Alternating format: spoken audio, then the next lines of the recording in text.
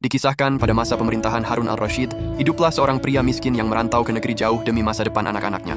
Bertahun-tahun lamanya ia bekerja keras tanpa mengenal lelah. Siang malam ia menabung sedikit demi sedikit hingga akhirnya berhasil mengumpulkan 5.000 dinar. Saat tiba waktunya pulang ke Baghdad, ia merasa cemas. Perjalanan jauh penuh perampok dan pencuri membuatnya takut uang hasil jerih payahnya hilang di jalan. Akhirnya ia memutuskan mendatangi seorang hakim terkenal yang dihormati masyarakat. Pria itu berkata, "Wahai hakim, tolong simpan kantong uang ini sebagai amanah sampai aku menemukan rumah untuk keluargaku." Sang hakim menerima titipan itu sambil tersenyum ramah.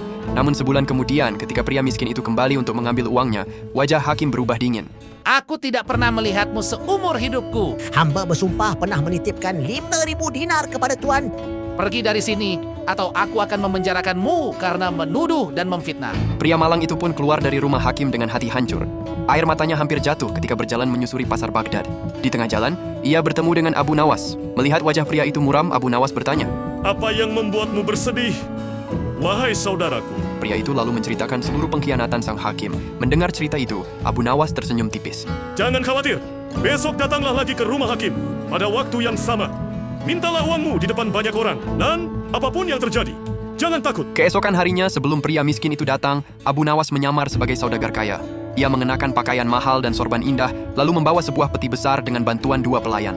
"Wahai hakim, aku hendak bepergian jauh. Di dalam peti ini terdapat emas dan perhiasan berharga. Aku ingin menitipkannya kepadamu agar aman." Tentu saja rumahku tempat paling aman di kota ini. Saat mereka sedang berbicara, pria miskin tadi masuk. Wahai hakim, aku datang untuk mengambil kantong uangku yang kutitipkan dahulu. Hakim langsung pucat. Ia takut penyamar kaya di depannya mendengar bahwa dirinya seorang pengkhianat.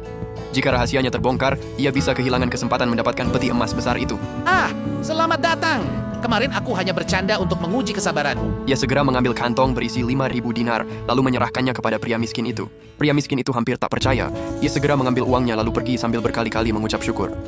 Tak lama kemudian, Abu Nawas yang masih menyamar berkata, "Aduh, aku lupa membawa kunci peti ini. Aku akan pulang sebentar mengambilnya, lalu segera kembali." Hakim mengangguk senang, namun Abu Nawas tak pernah kembali. Sang hakim menunggu berjam-jam dengan gelisah. Karena tak sabar melihat emas di depannya, ia akhirnya membongkar peti itu sendiri.